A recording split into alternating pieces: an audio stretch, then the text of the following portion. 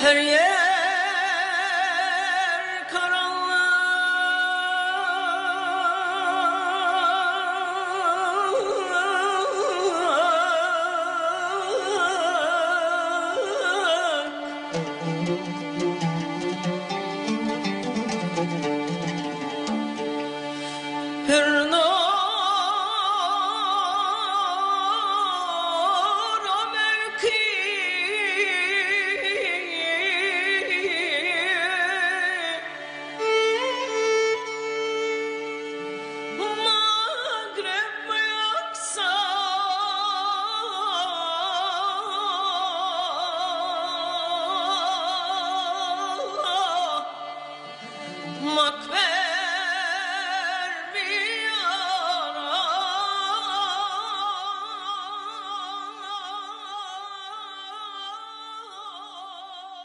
Evet sevgili izleyenlerimiz, Kıbrıs'ın Sesi TV 2020 ekranlarında gündem özel programına bugün böyle mevcut durum, maalesef ki böyle acı halimize esprili bir giriş yapalım istedik. Ülkenin dört bir tarafında elektrik kesintileri devam ediyor, devam da edecek.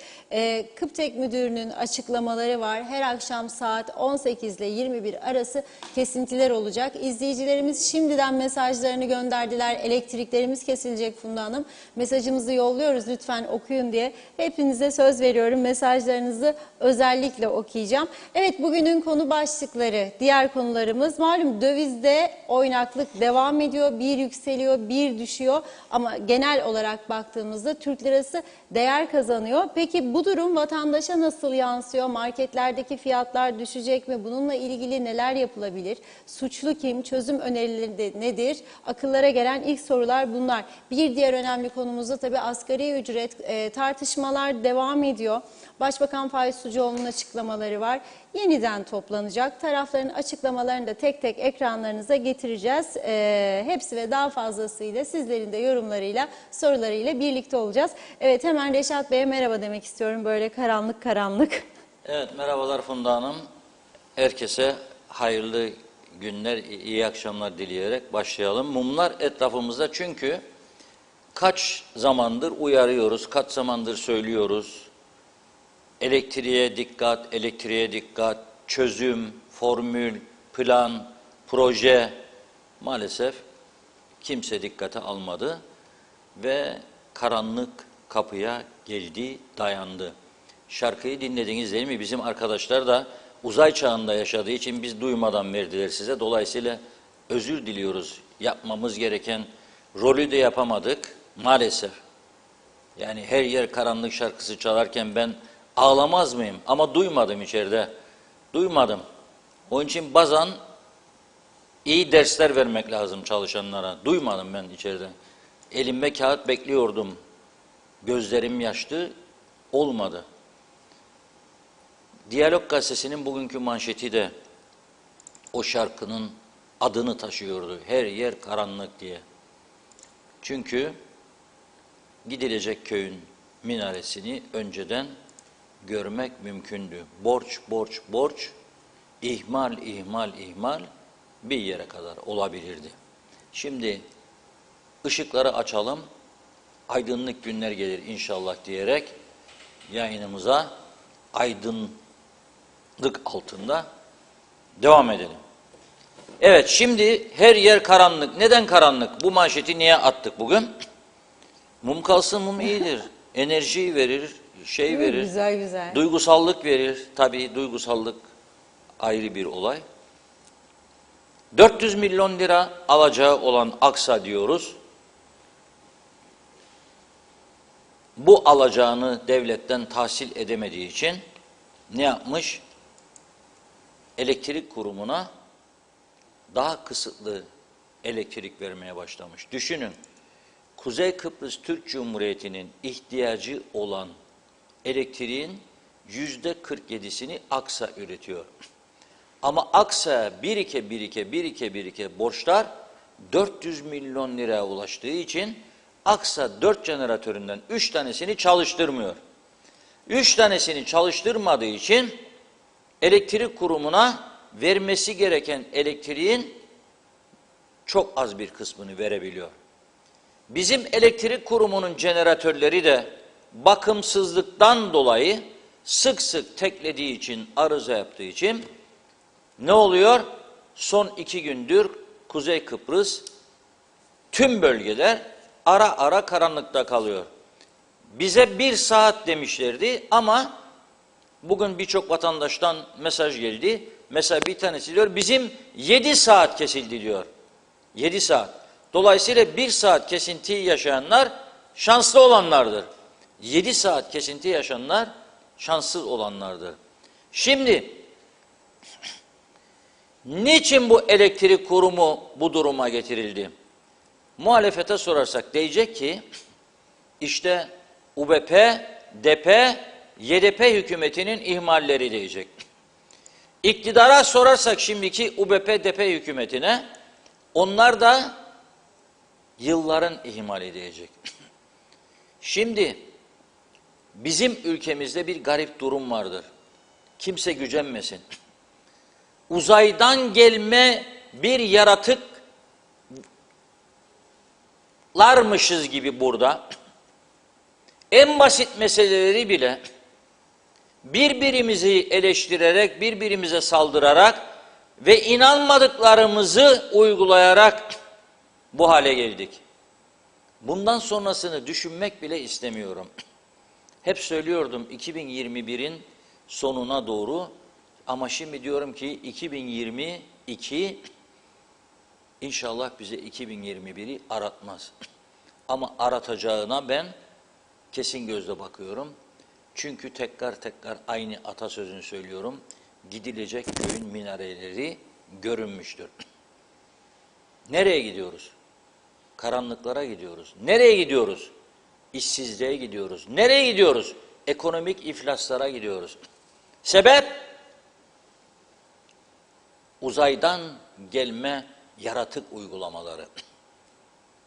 Birbirimize hava atarak, birbirimizi küçük görerek, birbirimizi eleştirerek, saldırarak, hain niteleyerek, yapmamız gereken işleri yapmayarak, vatandaşı aldatarak ve içimizde de bir takım fitne, fesat grupları yaratarak, onları kullanıp doğruları ters yüz etmeye çalışanların yüzünden bu ülke bu hale geldi.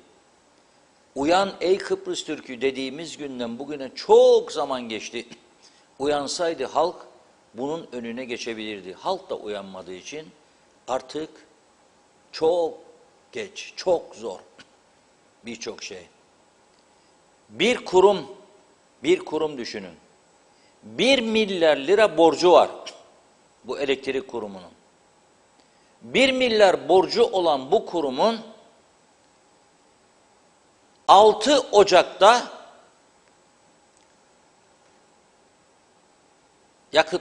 stokları bitiyor. 6 Ocak'ta yakıt stoğu da bitiyor. Bırakın Aksa'dan elektrik alamıyor istediği kadar. Bırakın kendi üretiminde azalma var jeneratör arızaları yüzünden. Ama başka ciddi sorunlar da var. Bir tanesi yakıt. 6 Ocak'ta bitiyor. 6 Ocak'ta yakıtını bilmesi için bir sonraki dönemin 90 milyon Türk lirası arıyor elektrik kurumu. Ama kasada bu para yok. Ayrıca kasada ne yok? Ay sonunda maaşları ödeyecek para yok. Şu an itibariyle. Yanlışsam kurumu yönetenler çıksın desin ki yanlışsınız. Bu söylediklerimin gerçek olmadığını iddia eden varsa kurum yönetiminden çıksın desin ki siz yanlış söylüyorsunuz, halkı yanıltıyorsunuz. Ben de o zaman iddiamı daha ileriye taşırım. 90 milyon Türk lirası yakıt parası ihtiyacı var 6 Ocak tarihine kadar en geç ve ay sonunda maaş ödemeleri var. Maaşı ödeyecek parası yok. Sendikada sessizliğe büründü. Bu saatten sonra yakacağım, yıkacağım, gök kubbeyi başınıza indireceğim dese de Buyur indir diyecekler. Zaten inecek olan inmiştir aşağıya. Yapılacak her hareket halka daha fazla zarar vermektir. Şimdi yılbaşı üstü bu akşam kesintiler daha da artıyor. 3 saat. 18-21 arası. Neden 18-21 yapıyorlar biliyor musunuz? Nüfus az. İnsanlar erkenden uyusun, nüfusu çoğalsın diye. Doğum yapsın kadınlar diye. Herhalde öyle değil mi? Onun için değil. Yakıt yok. Herkes 18-21'de evine gidiyor. Çamaşırı var, ütüsü var, yemeği var, televizyonu görecek, duşunu yapacak, yatacak, sabah işe kalkacak. Tam o saatte elektrikleri kesilmeye başlıyorlar. Kesilecek. Bizim de dün akşam yayınımız bir süre kesildi. Neden? Elektrikler gitti. Jeneratörünüz yok mu? Bayım vardır ya, jeneratörümüz var. Otomatik değil mi? Otomatik anında devreye giriyor. Ama bu kesintilerde maalesef ani elektrikler gidince jeneratör devreye girdiği anda yayın da gidiyor. Tekrar ayar istiyor. Tekrar ayarlama falan filan. Yayınlar da bir süre kesiliyor. O yüzden dün akşam niye kesildi diye merak edenleri aydınlatmış olayım. Şimdi siz elektrik kurumuna jeneratörleri yıllardır bakım yapılmamış. Elektrik kurumunun geçmişte yaptığı ihaleler yargıya taşınmamış, sorgulanmamış. Yani biz sizi takip ediyoruz. Bu kurumu batırmanıza, bu kurumun yolsuzluklara, hırsızlıklara, suistimallere karşı korunmasına önem gösteriyoruz. Mesajını veren olmalı. Bu mesajın verilebilmesi için yıllardır bekletilen dosyaların yargıya gitmesi ve sonuç alınması gerekirdi. Taşındı mı yargıya? Hayır. Taşınması için öne çıkan herhangi bir siyasi oluşum oldu mu? En fazla iktidar süresinde bulunan iki parti araştırma komiteleri kurdular mecliste. Sonunda bir netice çıkmadı. Savcılığa giden dosyalar mesele yok diye kapatıldı. Ve bu hareketler vatandaşlarda doğal olarak güvensizliğe yol açtı.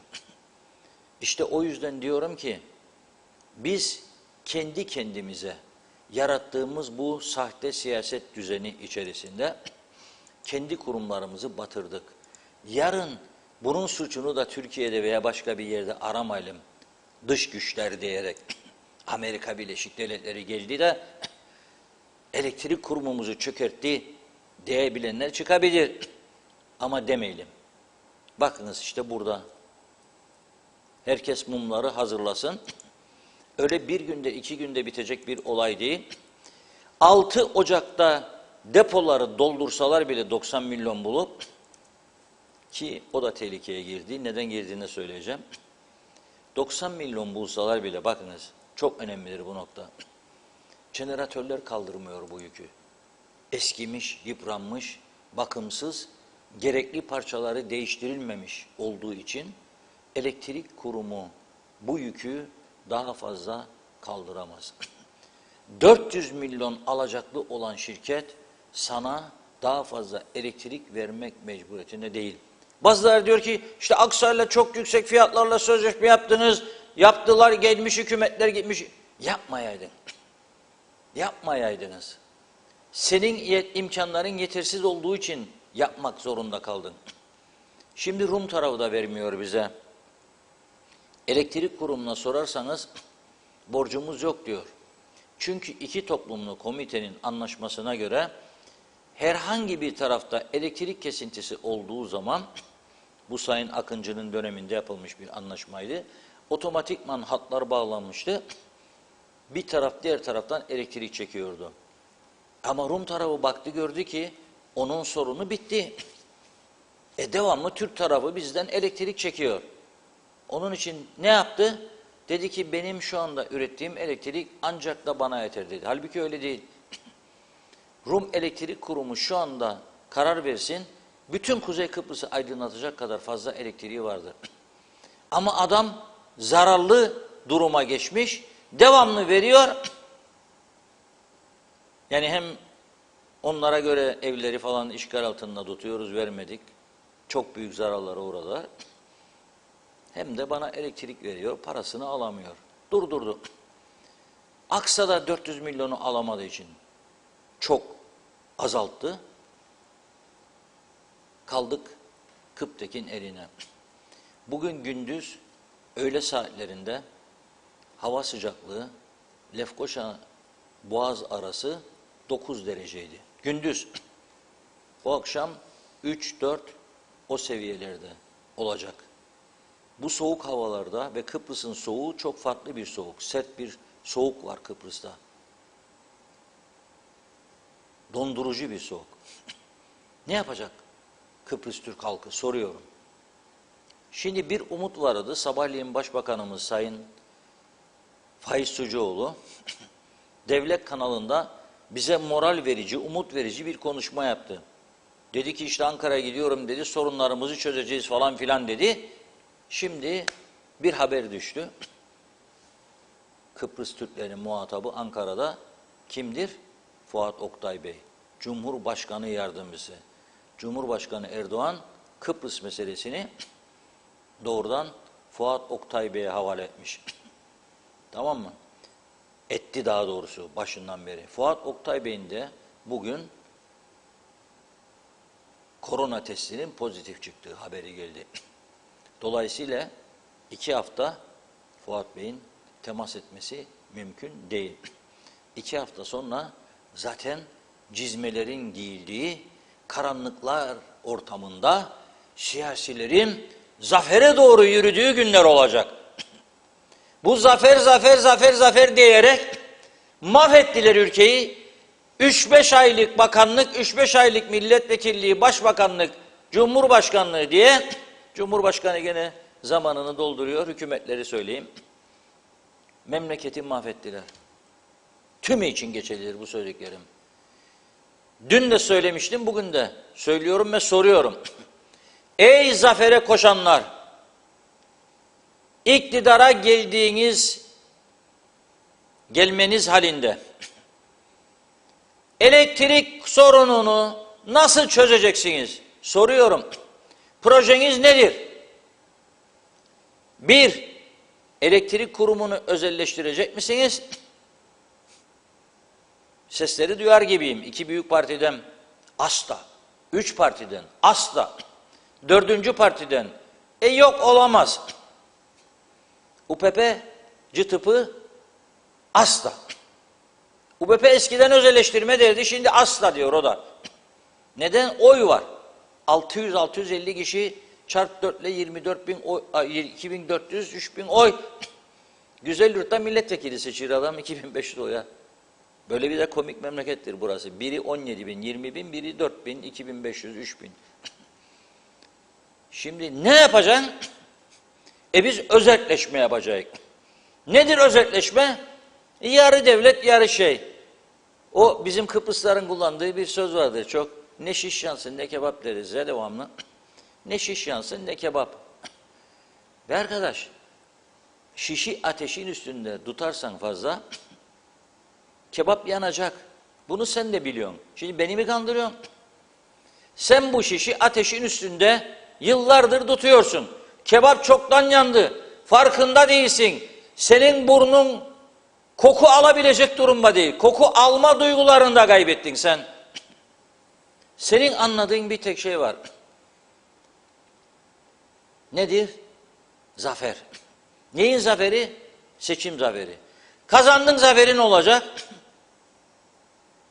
Kazandın ne olacak? Zaferi kazanan adamın bir defa atı olur, kılıcı olur, kuşağı olur. Senin ne atın var, ne kılıncın var, ne kuşağın var. Hiçbir şeyin yok. Nasıl savaşacaksın sen? Yürürüm ben üstüne, yürü üstüne. Bir tane kuş lastiğini atacak, sana devrileceksin yere. Nitekim öyle. O duruma geldik. Bu kadar zamandır bu ülkeyi sevdiğimiz için, bu ülkenin geleceğini gördüğümüz için, bu ülkenin bu hallere düşmemesi için, bu ülke insanının bunu hak etmediği için Tedbir, tedbir, tedbir, tedbir. Üzerinde ısrarla durduğumuz 3-4 konudan biri elektrik oldu. Yok dediler bize. Merak etmeyin. Ne için merak etmeyin? Gerekli tedbirler alınmıştır. Halkımızı mağdur etmeyeceğiz. Hadi buyur etme. Hadi buyur. Şimdi elektrik kurumunu sen maaşlarını ödemiyorsun. Fazla mesai beklerler ödeyemiyor. 13'ler geldi nasıl ödeyeceksin? Normali ödeyemiyor. Normali ödeyecek şu anda kasasında para yok. Boştur. Cuma günü ödeyeceğim dedi. Perşembe günü ödeyeceğim dedi. Maliye Bakanı, devlet memurlarına. Perşembe gününe kadar maaşları doldurabilecek mi elektrik kurumu? Benim aldığım bilgiye göre zor. Zor değil, çok zor. 90 milyonu bulacak mı? Onu da bulamıyor henüz. 2 hafta önce Bakanlar Kurulu yapmaması gereken bir işi yaptı. 10 milyon dolar daha borçlandırdı elektrik kurumuna. Ben bankacı olsam vermem. Çünkü sorumluluklarım var. Çünkü halkın bana emniyet ettiği mevduatları sana veriyorum. Sen bunun kör kuyuya atılmış bir para olduğunu biliyorsun. Devlet garantisi. Hangi devletin? Hangi devletin? TRN'si neyi var? Altın rezervi mi var? Petrolü mü var? Doğalgazı mı var? Neyi var? Hiçbir şey yok. Parası da yok. Pulu da yok. Sıfır. Maliye Bakanı'na ne dedi? 13'te dedi, Ocak'ta ödeyeceğim. İnşallah bulur da öder. Neyi hesaplardı bilir misiniz?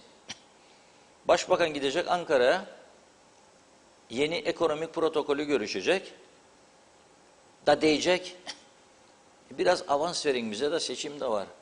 Komünistler, Rumcular gelmesin de idareye alsın. Ana vatanın yolunda yürüyoruz biz. Ne olur bizi destekle. Ama her giden bunu söyledi yıllardır ana vatana. Her giden aynı numarayı çekti. Yapacak edecek dedi. Yok. Protokol imzalandı. Hiçbiri uygulanmadı. Çektiler parayı. Uygulamadılar. Ne imzaladın protokolü madem ki uygulamıyorsun? Her 8-10 ayda bir hükümet değişerek bizi Türkiye nezdinde de, Türk halkı nezdinde de, Rumların nezdinde de, yabancıların nezdinde de rezil ettiler. Karagöz ettiler. Hiçbir itibarımız kalmadı. Hiç kimse bizi saymıyor. Ve bakınız bir anda çark nasıl tersine döndü. Elektrik kurumu bir anda çöktü diyoruz değil mi şimdi? Yılların birikimi çökecekti, zamanı geldi. O noktaya geldi. Bakınız, Rumlar bize gelirdi. Çünkü 1 euro 21'e kadar yükseldiydi.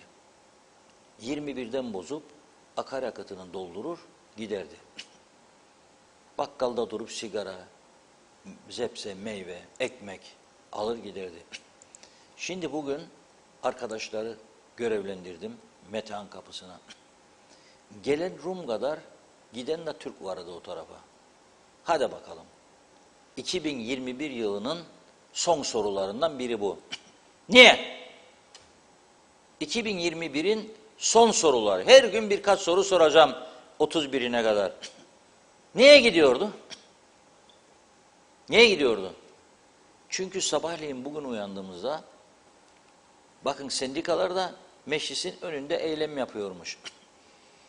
Bizim muhabire sordum. Nedir bu eylemin gerekçesi? 7 sendika dedi eylem yapıyor. Görevdeyiz. Ne eylemi? İşte bağlılık ve Türk lirasının değer kaybetmesi. Ay oğlum dedim. Söyle onlara dedim biraz izlesinler Türkiye'yi. Sabah uyandık. Dolar %15 değer kaybetti. Türk lirası vurdu tokadı. Dolara nasıl vuruyorsa ayrı konu. Girmeyeceğim, beni ilgilendirmez. Türkiye'dekiler konuşsun onu. Nasıl dönüyor bu uçak böyle? Acayip bir durum. Vurdu tokadı Türk lirası. %15 değer kaybetti. Eksi 46 milyar dolarmış galiba döviz rezervi de Türkiye'nin. Onunla Bloomberg'den izledim. Beni suçlamasın biri, sorumlusu onlardı. Vurdu tokadı düştü. Onlar meclisin önünde eylem yapar. Türk parası değer kaybetmişti. Be arkadaş, aç gözünü oğlum biraz. Ne oldu şimdi? Cebinde Türk parası tutan Kıbrıslı Türkler çevirdi euroya, gitti Güney Kıbrıs'a. Çünkü senin fiyatlar 21'e göre çıktı. Şimdi iş adamı diyor, indirsem bunu 10 kaçtır? Programa gereken baktım. Euro 12.81 programa gereken. İstelin 15. 24'ten 15'e. Amma tokat dedi ya kraliçe, görürsünüz değil mi? İşte bu böyledir. İsterlerse vururlar, devirirler kraliçeyi. Sonra kraliçe bu defa 30'a çıkabilir. O ayrı. Çıkarsa çıkar. Şimdi ben bugüne bakıyorum.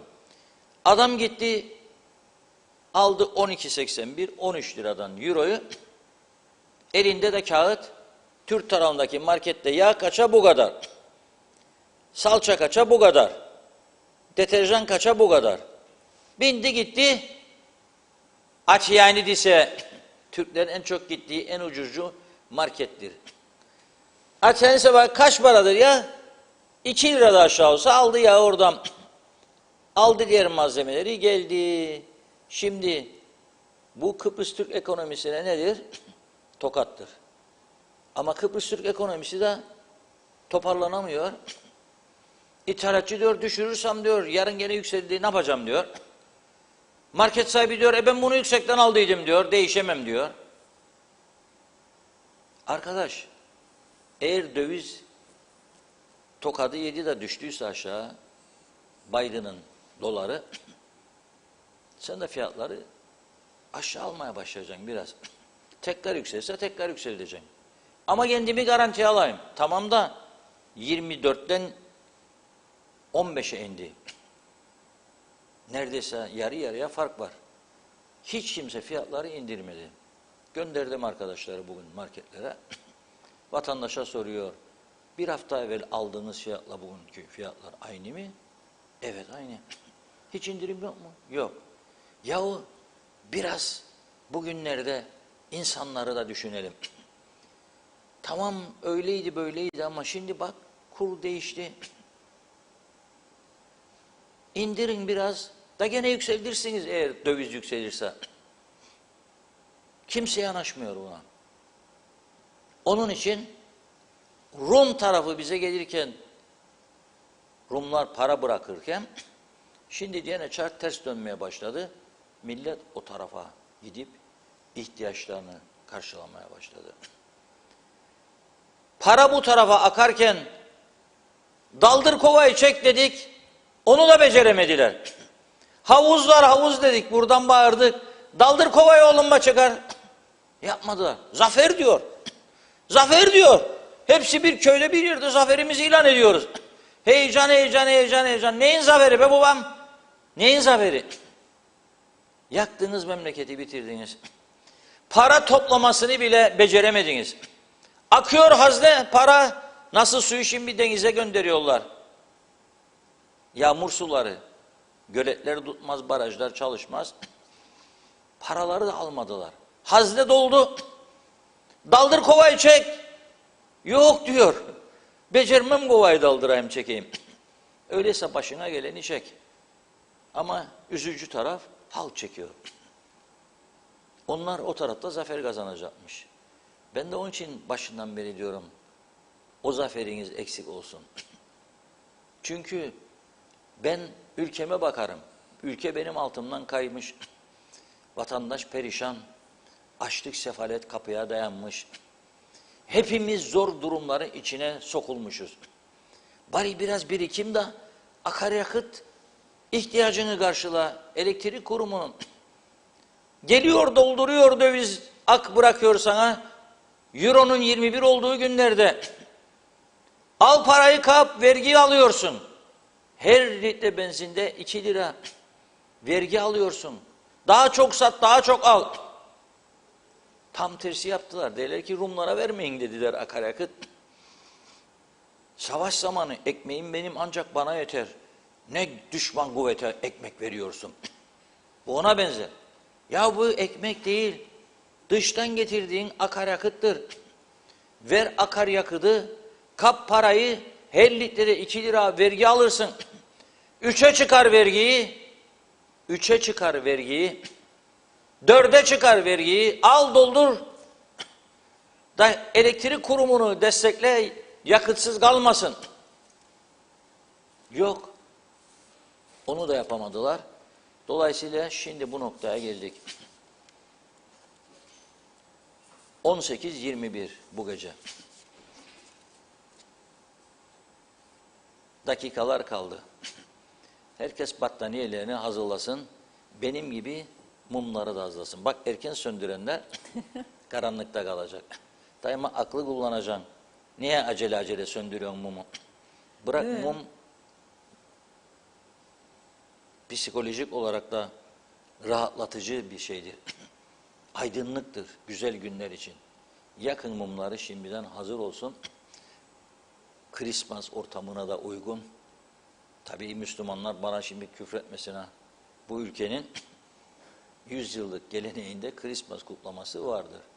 Elhamdülillah Müslümanız Müslüman ama karma bir ülkede İngiliz kolonisi, Venedikliler, İtalyanlar, Lüzinyanlar, Kıbrıs Cumhuriyeti böyle bir gelenek vardır.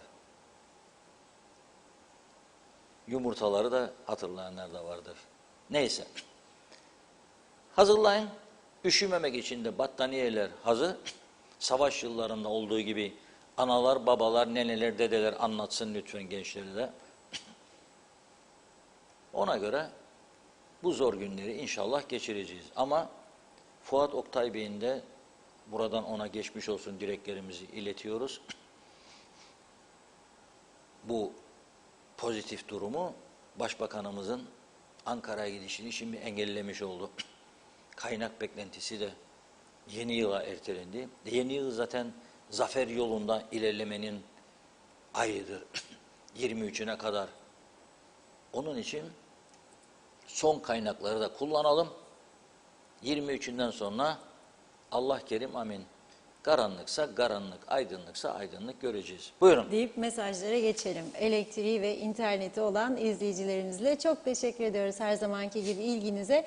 Safiye Denizalp iyi yayınlar, çok güzel bir giriş yaptınız anlayana diyor. Mehmet Uluçaylı iyi akşamlar. Funda Hanım, Reşat Bey. Her gece saat 5.15'te kesilir bizde elektrik demiş. Özel Gürses'te giriş mükemmel, hayırlı yayınlar diliyor. Değer kabin süpersiniz, çok güzel açılış yaptınız, duygulandım demiş. Ferda Küçülmez geldiğimiz bu durumla iftihar etsinler, eserleriyle yetkililer yazıklar olsun dedi. Demre Coşkun benzincilerin Allah'ı varsa döviz yükselirken arttırdıkları fiyatları düşürürler diyor. Doğan Falyalı iyi yayınlar, lambaya pufte karanlıkta gez daha bekleyin, çok çekeceğimiz var demiş. Atalarımız da çekti, kadere bak, miras bıraktılar diyor. Aygun Nuri, evet maalesef sadece lambalar değil, karanlık insanlarımızın sayelerinde ruhumuz da karardı. Teşekkürler, durumumuz ortada. Demre Coşkun, hükümet döviz endeksli ürünlerin zamlarını denetledi mi? Yükselen fiyatlar marketlerde döviz düşünce hala aynı demiş. Şebnem Taran, insanlar parasızlıktan ve de soğuktan ölecek, bu kadar olmaz pes diyor. Mehmet Uluçaylı 74 öncesi Ötüken köyünde elektrik direkleri köyde döşenmiş. Fakat o zamanın yetkilileri evlere elektrik bağlanmasına izin vermediler. Neymiş? Mevzilerimizmiş. Görecekler şimdi diyor. Ne değişti? Handan Felek harikasınız. Bravo, sizleri seviyoruz. İyi yayınlar dilerim. Reşat Bey, hep ne diyorsanız doğrudur. Sizinle aynı düşünceleri paylaşıyoruz. Herkes ileri gider, biz geri. Hayırlı yayınlar. Kemal Gözay da iyi yayınlar diledi. Cengizhan Refikoğulları da teşekkür ediyoruz. Ahmet Sunar, aydınlık günler çok uzaklarda, arasak da bulamayız yazmış. Erol Topçu da hayırlı yayınlar diliyor. Sema Akbernican, evet sevgili Funda, Reşat Bey programa giriş her yer karanlık diyerek gayet anlamlı oldu. Bitişte de çile bülbülüm çile olsun. Hıdır Keklik, aynı hükümet gibi tekliyor jeneratörler. Kıptekin binasına girerken zaten bozukluğu hisseder. İnsanlar, kurumun adı var, icraat yok demiş. Zehra Sencer Karpaz'dan yazıyor, sevgilerini yolladı. Çok teşekkür ediyoruz, süpersiniz demiş. Mustafa Özcan, henüz KKTC bankalarında böyle bir sistem yok ama demiş. Dövize çevrilebilir, vadeli mevduatta daha ne filmler dönecek? Varan bir diyelim. 10 bin liranızı 3 aylığına yatırdınız. Dolar kuru 13 lira olarak baz alındı. Yine vade sonunda diyelim ki dolar 11 lira. O zaman ne olacak? Bu fark ana paranızdan kesilecek. Yani bırakın faiz almayı, 10 bin lira ana paranızı 1680 lira eksik olarak geri alacaksınız. Nasıl ama diyor. Evet. Nazime Nalbant da bugün gördüklerimize inanın gözlerim doldu ve ağladım. Soğuk Londra'da herkese sevdiklerime selamlar, sevgiler diye başladı mesajına Nazime Hanım. Hangi devirdi bu Kıbrıs'ımın halkına? Bunlar yapılır mı? İnanın ne yazacağımı bilemiyorum demiş. İdare edenler sorsanız diyor ben yapmadım. Daha evvel başta olanlar yaptı diyecekler. Herkes suçu birbirinin üstüne atıyor ama kızgınım. Hiçbir vatandaşımıza bunu yaşatmayacaklardı. Herkesin aletleri de bozuluyor diyor. Çok üzgünüm saygılarımla dedi.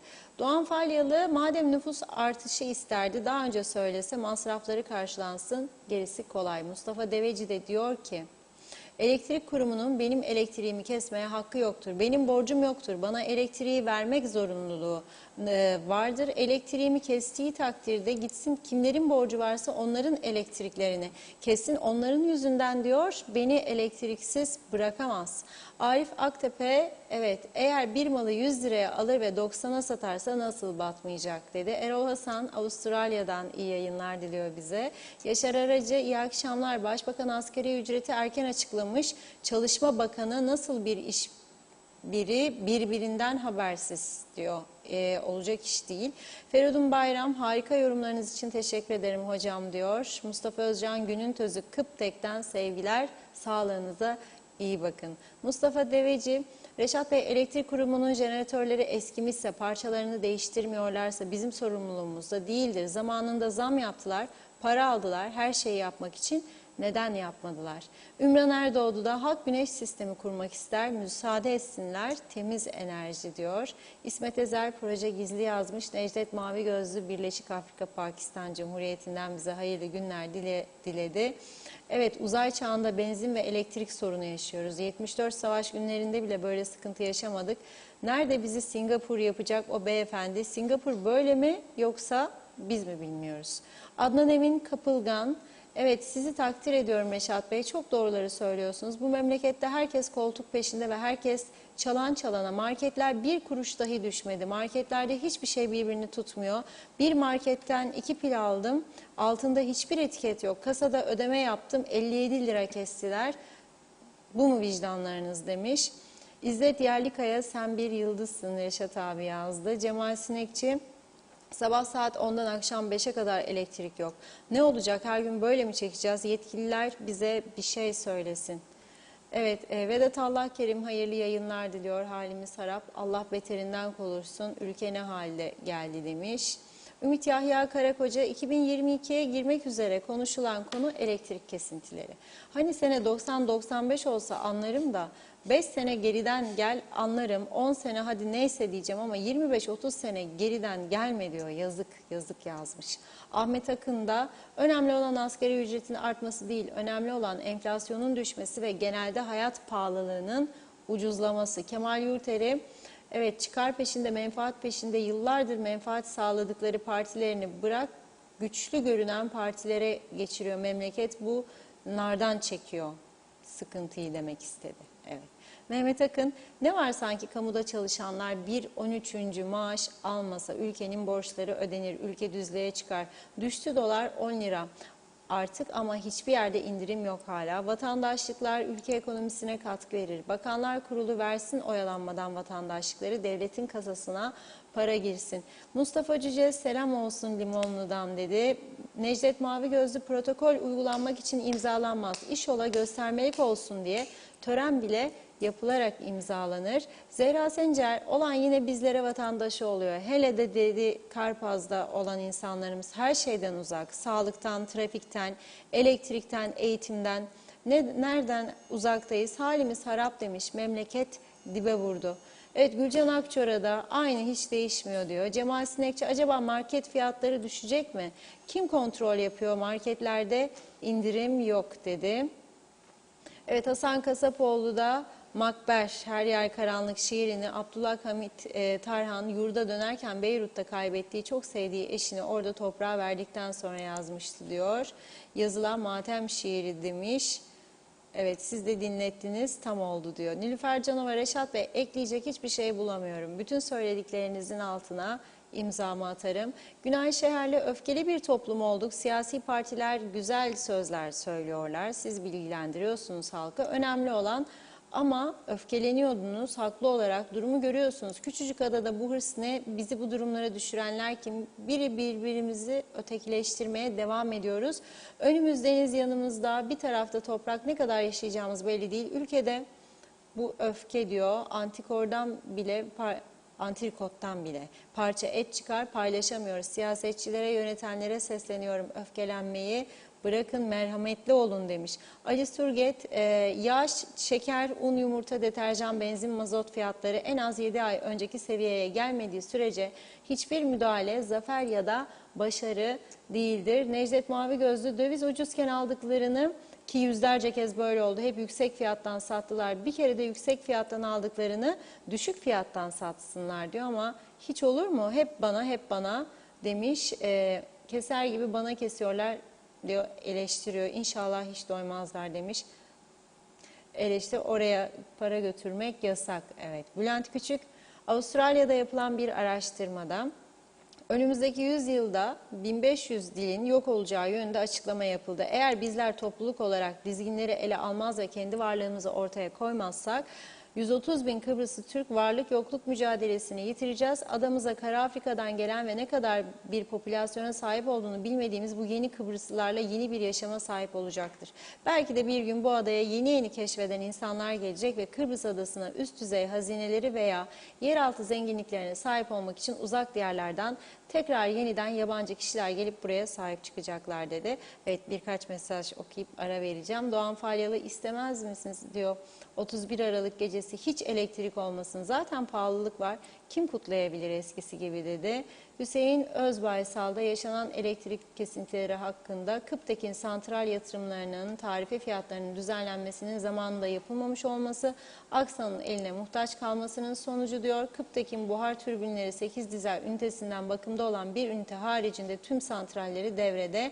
Aksa ise elinde 8 ünite olmasına sözleşme gereği 6 ünitesinin tam yükte çalıştırması gerekmesine rağmen 550 milyon liraya aşan alacağı nedeniyle eksik üretim yapıyor ve sadece 4 makinesini çalıştırıyor. İşte bu sebepten dolayı sıkıntılar yaşanıyor demiş. Hasan Nihat Erduran, dünya frene bastı. Bizde araba bolluğu, çarşı pazar insan dolu. Neden acaba dedi. Son mesajı Ali Dereseven'den okuyayım. Evet Reşat Bey, bizlere eski çağı yaşatıyorlar. Dün akşamki yorumunuzda dönüşümlü olarak elektriklerin birer saat kesildiğini söylediniz. Bu büyük kentler için geçerli. Bizim gibi gariban bölgelerde dün akşam 7 saat elektrik verilmedi. İsyanın son noktasındayız. Kuzey Kıbrıs güneş ve rüzgar bakımından dünyanın en önde gelen ülkelerinden biri olmasına rağmen diyor, Kuzey Kıbrıs liderleri bizleri zehir saçan 3-4 tane jeneratöre mahkum ettiler dedi Ali Bey diyorum ve burada mesajlara ara veriyorum. Evet Reşat Bey. Yani bazılarına haksızlık yaptığınızın farkında mısınız? Bazı mesajları Daha okumuyorsunuz. devam edecek çok mesaj var ama kasıtlı olarak mı yapıyorsunuz? Programı gasp etmiş olurum o zaman. Bazı insanlara. Neyse. Şimdi bakınız, 2 tane fotoğraf gelecek ekrana değerli izleyiciler. Bu Dikmen bölgesinden az önce yayındayken bana gönderilmiş. Her gün diyor 13'te geçerim buradan diyor. Günlerdir, haftalardır diyor. Bu lamba yanıyor diyor Dikmen. Tabii burada enteresan bir durum daha görüyor musunuz? Hep birlikte bakalım. Elektrik direği nerede? Evin önünde mi elektrik direği? Yolun üstünde mi? Ya iyi bakalım lütfen arkadaşlar. İyi bakalım. Çünkü bizler de bu düzenin bir parçasıyız. Bizler de suçluyuz. Bunları gördük. Gözümüzdeki merteği görmezden geldik. Mertek gözümüzde ya, yolun içinde. Görmezden geldik. Ya bir tane dünya ülkesi gösterin bana. Güney Kıbrıs'a geçiyorsunuz. 2 eşit egemen devlet falan filan olmak istiyoruz onlarla. Var mı ya yol ortasında bir elektrik direği? Bir tane daha geçin. Mercedes'in önünde, hem de Lefkoşa'da. Bir fotoğraf daha var. Geç bakayım diye. Buna bakın.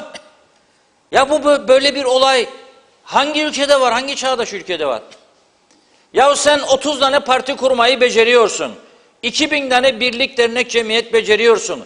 200 tane sendika beceriyorsun. İstediğin anda 15 dakika ihbar vermeden grev vardır deyip okulları kapatıyorsun, çocukları eğitimden mahrum bırakıyorsun. Sana gök kubbe başına indirim yıkarım deyip elektrikleri kesebiliyorsun. Senin en batmış kuruluşlarını özelleştirmeyi engelleyebiliyorlar. Senin bu ve sen sessiz kalıyorsun. Sen bu ülkede olmayan paraları, maaşları dağıttın, dağıtmaya devam ediyorsun. Senin olmayan hakları veriyorsun, 15 maaş, 16 maaş.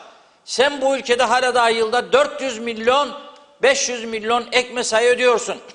Ve bak ne diyor sana şimdi biliyor musun? Ne diyorlar? 4 tane mi 3 tane mi sendika? Hangisidir bunlara bakayım. Açıklama yapmışlar. Ne diyor biliyor musunuz? Hemen vereceğim size şimdi. KıTAMS, Kamusen sendikaları ve hemşireler, ebeler sendikası. 3 tane sendika karar almış 27 Aralık'tan itibaren acil servisler hariç ek mesai yapmayacaklar. Yani hastanelerde hemşire bulamayacaksınız. Doktor bulamayacaksınız. Çünkü öyle bir düzen yaratmış ki bu arkadaşlar. Sen beni idare et, ben seni idare edeyim. Ya o 40 yılda bir bakan olduk, şimdi sen bize sendikayı üstümüze sürme. Ben seni idare edeceğim. Nedir maaş? 15. Yasa ne diyor? Maaşa kadar ek mesai alabilir diyor. 15'e vereceğim sana, doldur her ay formayı. 15 al. Yahu en iyi üniversitede bitiren gelen çocuklara 6.000 lira iş yok. Sen belirli sektörlere 30.000 lira veriyorsun. 15 daha. Yani parasında falan gözünde değilim ben. Onlar da rahatsızdır herhalde şimdi bu durumlardan. Çünkü 30 da alsa, 300 de alsa, 300.000 de alsa karanlıkta oturacak. Jeneratör de koysa gene karanlıkta oturacak. Çünkü yakıt olmayacak. Birkaç tane otel yöneticisi müdürüyle konuştum. Yakıt bulamıyorlar. Kış gecesinde müşteriler üşümeye başladı oteller, turistlerde yakıt yok. Veremem diyormuş akaryakıt bayisi. Yeterli stoğum yok. Yani 300.000'in de olsa, 3 milyonun da olsa çalışmayacak jeneratörün çünkü yakıt bulamayacaksın. Bugün bulursan yarın bulamayacaksın. O bir gün bulamayacaksın. O da zaten kaç kişide jeneratör var? 1000'de 1, 10.000'de 1. Sürdürülebilir bir yaşam düzeyi değil. Düzeldin bunları, bu yanlışları? Hayır. Hayır. Her toplu sözleşme döneminde vereceksin babam, vereceksin babam, vereceksin. Bu da verdim be dedi. Neyi verdin? Kimin malını kime verdin? Kimin parasını kime verdin sen ya? Sorgulamadık. Ne yapalım, başka kime oyumuzu verecek? Biri dedi vatanı kurtarandır, onlara verelim. Devleti yaşatacak. Biri dedi federasyoncudur, tek kurtuluş çaresi federasyon, ona verdi. Ne oldu sonunda? Ne federasyon oldu, ne de devlet yaşadı. Yani adı var. Hala da elektrik olduğu zaman bayraktaki ışıklar dayanıyor. Metan kapısında da forever diye tabelalar duruyor. Ama aslında bu devlet ne kadar var, ne kadar yok konuşalım. Ne kadar yönetebiliyor, yönetebiliyor. Buna bakalım. Var mı? Görüyor musunuz? Mumları yakın diyorum. Hastaneye gidecek şimdi bu kış kıyamet günü. Diyecek ki kusura bakma teyzeciğim. Seni yukarı servise yatırsak da doktor yok. Hemşire yok. Neden? Fazla mesai ödenememiş diye. Ya Allah aşkına bu sendikacılara da sesleniyorum. Zamanı mı ya bunun şimdi? Battı be kardeşler, bu ülke battı. Yoktur sana verecek parası. 6.000'i 5.000'i ödeyecek parası yok. Jeneratörünüze koyup ülkeyi aydınlatacak mazot parası yok. Neyin fazla mesaisini ya? Peki kimindir bu suç? Bugüne kadar sağlıkta ve eğitimde tam güne geçmeyenlerin suçudur. Günahları boyunlarına. Her hükümet protokolüne koydular. Hükümete geldikleri zaman da biri dedi amma, biri dedi mamma. Biri dedi amma, biri dedi mamma. Ne oldu? Neden yapmadın? Ben istedim de ortam koymadıydı. Ne ayrılmadın? Ne ayrılmadın? Onun da vardı sonra programında. Eğitime geçecektik ama işte altyapı. 30 senedir aynı lafı duyuyorum. Sorun sendikacılara, aynı lafı söylerler. Nasıl geçecekler ya ama altyapı yoktur. Nedir altyapı? Senin istediğinde bir hafta greve götürün memleketi, yakan gavurun paran var, ödeyesin işlemediği günün parasını öğretmene de. Altyapıya yardımcı olamaz mıydın aslanım? Olamaz mıydın? Öyle bir düzen yarattınız ki öğretmen 12'ye 12'den sonra özele. Sen dershanelere oraya buraya. İşte dediğim gibi ne şiş şansı ne kebap diyor. O mutlu o mutlu. Siyasetçi mutlu, sendikacı mutlu. Sendikacı mutlu, üyesi mutlu. Ama şimdi bir anda bütün toplum mutsuz ve umutsuz. Olmayan bir şeyi sen vermeye kalkarsan sonu budur. İşte 45 yıl çaldıklarımızı dağıttık idare etmeye çalıştık. Ve Türkiye'den vurduklarımızı. Şimdi o da diyor, sen yapmadın diyor, benim de sıkıntım var diyor. Türk halkı da çok sıkıntılı. Birçok ilaç eksikliği var. Bulamıyorlar eczanede ilaç. Ya bazı ameliyatlar yapılamıyor. Bizim bir tanıdığımız da gitti. 10 gün bekledi ameliyat yapılması için. Gerekli malzemeler yoktur diye hastanede. Ciddi sıkıntılar var. Orada da burada da. Ne yaptık biz? Bugün hala ne yapıyoruz biz? Yeni bütçe geçirdiler daha 2 hafta önce. Örtülü ödenekleri durdurdular mı, kaldırdılar mı? Gördünüz mü öyle bir şey? Yok. Siyasi partilere yardımları kaldırdılar mı? Gördünüz mü? Yok. İşte tanıtma adı altında dağıtılan paralar vardır. Gördünüz mü kaldırıldığını? Yok. Devlet dairelerinin harcamaları, elektrik, akaryakıt bilmem ne. Gördünüz mü bir tasarruf? Yok. Neden? Çünkü ne düşünüyor? Adam diyor, ya ben geldim 40 yılda bir. 45 sene gitti bu iş 47 sene. Bir sene de bende gitsin. Ben mi kötü adam olacağım? Ve işte dün Çalışma Bakanı'nın o 3 defa istifa edip baskılara dayanamadığı gerekçesiyle geri dönen doktor arkadaşımız. İnsanlığına diyeceğim yok. Mesleğine diyeceğim yok. Selamlaştığım, konuştuğum, şakalaştığım bir insan. Ama doğru muydu dün yaptığı? Sen seçimlere girmiyorsun. Aday olmadın. Şimdi parti başkanın veya başkanı istedi diye sen topladın komisyonu ve tek taraflı bir karar aldın. Sen fiyatları indirme görevini üstleneceğine hükümet olarak, sen piyasadaki kaçakların peşine düşeceğine, kayıt altına alacağına bu kadar binlerce sigortasız çalıştırılan insan var ve adamım yoktur deme bana. Yardım istersin alırsın. Gerekirse sivil üniforma çıkarır üstünden askeri alırsın yardım istersen. Olağanüstü halden geçiyoruz. Binlerce kendini açık göz zanneden kayıtsız adam çalıştırıyor. Onları kayıt altına almıyorsun. Sigorta kurumunu maaş ödeyemez duruma getiriyorsunuz. Sen ve senden öncekileri de birleştiğinde hepsi beraber işte. Borçlanarak ödeyebiliyorsunuz. Ve sen hala popülizm yapıyorsun. 3 tane 5 tane arkadaşı aldın yanına sendikacı. Onlar da sözde işçiden yana. Peki ben söylüyorum Ocak sonunda binlerce kişi kapının önüne konduğunda hanginiz işçiden yana olmuş olacaksınız acaba? Sordun mu sen? Ödeyebilecek olan var. Belki %5'i ödeyecek. Onu %90 ödeyemeyecek. Konuştunuz mu? Sen yalan mesaj vererek, popülizm yaparak sözde işçi savunucusu, işçi hakları savunucusu. Tam tersi. İşçilere tarihinde yaptığınız en büyük kötülüğü yaptınız. Binlerce insan işsiz kalacak ve dayanacak Enrico'nun kapısına. Enrico da dün açıklama yaptı ama sendikanın genel sekreteri. Ama zannetmesinler ya dedi. 8.000 dedik de alıyoruz 8.000. İşverenlere soruyoruz. Kıbrıs Rum işverenlere. benim 80'li yıllarda Günaydın Gazetesi'nde, daha sonra yerel gazetelerde Kıbrıs Günaydın, Kıbrıs Gazetesi, Halkın Sesi, onlarca yazım vardır. Başlık şöyle: Patron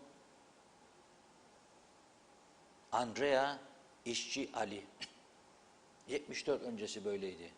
Rumlar patron sınıfındaydı. Türkler de işçi sınıfında. 74 Barış Harekatı. İnanılmaz servet, inanılmaz mal, mülk, para bizi yukarı çıkardı. Oh dedik. Biz de patron olmayı öğrendik. Şimdi çok patronlarımız var. Ama gene çark nereye döndü? Patron Andreas, işçi Ali. Oraya doğru gider. Siz eğer bu kadar çok itibarına düşkün insanlarsanız, siyasilere söylüyorum, mahcup oldunuz mu olmadınız mı bu durum karşısında? Utanıyor musunuz, utanmıyor musunuz? Bundan büyük bir mahcubiyet, bundan büyük bir mağlubiyet var mıdır? Sorarım size. Kendi insanınızı o yana muhtaç etme. Ne yapalım, burada para düşük, ya iş yok. Bu kadar zaman bunu sağlayabilirdiniz. Ama siz ne yaptınız? Hep kamu, hep kamu, hep kamu. 13. dediğiniz kamuya, özelde yok. Mücahitlik hizmetleri dediğiniz 1-2 ile çarpılacak kamuya. Özel sektör yok. 63-74 maaş farkı dediğiniz babalarımıza, dedelerimize. Benim babam geldi, o farkı aldığı gün, o günkü tepkisini, moralsizliğini hiç unutamam. 3 kuruş para verdiler dedi. Üst düzeydekiler kendileri, bakan olanlar, müsteşar olanlar, büyük para alsınlar diye yarattılar bunu. Devletin kaynaklarını yok ettiler dedi. Yazıklar olsun. Bana verdiğinden ne olacak, sen 30 lira, 35 lira, sen o taraftan 300 alasın diye verdin bana da 30-35. Ama rakam biriktiği zaman büyük bir kaynak çıktı ortaya. Verdiler. Yiyin mi kardeşlerim dediler. Var para. Buyur onların malları, vurun yakın yiyin. Türkiye yolları, anavatan sağ olsun. Çak çak çak çak çak çak. Anavatan en büyük. Özele bakmadın. Ezdin eledin özel sektörü. Hale bugün devletten emekli çıksam 20 bin lira maaş alacağım. Bu kadar üst düzey görevler yaptım. Sigortadan emekli çıktığımda 4.500 lira alacakmışım ya 5.000 lira. Bu nasıl adaletsiz bir düzen? Siz yarattınız bunu. Yok ki siz işçi hakları savunucusu. Tam tersi. Ve bu batmış düzende seçim var diye siz de inanmayarak, tamamen yalanın arkasına saklanarak, oy alacağınızı düşünerek, ama çok ters tepecek size. Öyle oy kaybettirecek ki bu yaptıklarınız. İşçi de vermeyecek size. Çünkü işçi de korku içindedir. O da biliyor çalıştığı iş yerinin durumunu. Bir küçük market düşünün. Dün de verdim örnek. 2 tane çırağı var. Bir anda sen ona zaten o büyük marketlerinden rekabet edemiyor. Zaten sabah İstel'in %15 değer kaybetti. Bugün uyandığımızda sonra saat 2.30-3'te İstel'in değer kaybı 3'e düştü. Sonra saat 4.30'da biz programa gelirken 5'e çıktı gene değer kaybı. Bir oynamalar, bir şeyler dönüyor böyle etrafta. Sen sadece seyirci pozisyonundasın. Kimi anladın? Yoksa 6.000 lira. Eğer siz bu fiyatları indirmezseniz 16.000 de etmez. 16.000 de etmez. Nasıl olacak? Ama mum fiyatlarını olsun artırmayın ha lütfen. Şimdi eve giderken işten çıkanlar dursun, alsın, pazarlık yapsın marketçiyle. Sakın muma zam yapmayın. Bırakın insanlar hiç olmazsa bu gece mum ışığında biraz otursun, geleceği konuşsun karılar, kocalar, sevgililer. Gece kulübü olamaz bu gece artık. Yarın olur mu bilmem. 21'e kadar kesikse 21'den sonra olur. Ama ondan sonraki günler ne olacak? Onları konuşmak lazım. Aydınlık altında olmaz. Mum ışığı iyi gelir. Cep telefonundan bir de güzel müzik koyun. Bizim açılışta koyduğumuz müziği koymayın. Onu zaten biz öyle istemeyerek koyduk. Ama galiba bitişi de öyle yapacağız. Her yer karanlık. Çünkü tam program bittiği saat yoğunlaşacak. Kesintiler. Onun için öyle. Nüfusta da bir azalma olduğunu duyuyorum. Boşanmalar çok ya. 10 evlilik, 9 boşanma. Guinness Rekorlar kitabına girecek bir ülke yarattık. Bakınız, parti sayısında nüfusa göre dünya birincisi. Sendika, birlik, dernek, cemiyet dünya birincisi. Kanunsuzluklarda, yolsuzluklarda nüfusa göre dünya birincisi. Uyuşturucu ticaretinde nüfusa göre dünya birincisi. Trafik kazalarında nüfusa göre dünya birincisi. Kalp kanser hastalıklarında kanserde dünya beşincisiydik. Ben tahmin ederim şimdi dünya birincisi. Kalp kanser hastalıklarında. Ölümlü trafik kazalarında aynı şekilde. Birlik, dernek, cemiyet sayılarında aynı şekilde. Nüfusa göre gazete, radyo, televizyon sayısında numara bir, birin de üstünde. Dünya birinci. Çok kültürlü toplumuk ya, çok gazete okuyoruz falan filan diyece. Öyle oldu bu iş. Hücum bu arkadaşlar, zafer yahu. Dikili taşın ötesine gidemedik. Şimdi o taraftaki patron Andreas nasıl güler bize yahu? Ey Durkoslar, Lordos, babalarını kaybettiler geri dönemeden Maraş'taki otellere, apartmanlara veya Haspolat'taki fabrikalar kaldı, Lordos Plastik. İçindeki 10 yıllık, 15 yıllık ham maddesinden verdiler bize. Biz de devlet yönetecek dedik. Yönettik, batırdık, sonra dedik, rekabet edemedik. Türkiye'nin açtılar da makarnayı da öyle yaptılardı da şimdi unu da falan filan. Hayatımız sadece yalan rüzgarı. Yalanlara sarıldık geldik. Kıbrıs Türk Havalarını bize verin. Biz yönetirik. O kadar beceriksiz değildir Kıbrıs'ı Türkler. Buyurun dedi. Erdoğan akıllı adam çok, Cumhurbaşkanı. Çok saygı duyuyorum. Hadi alın dedi. Verdi. İyi bir genel müdür gönderdi.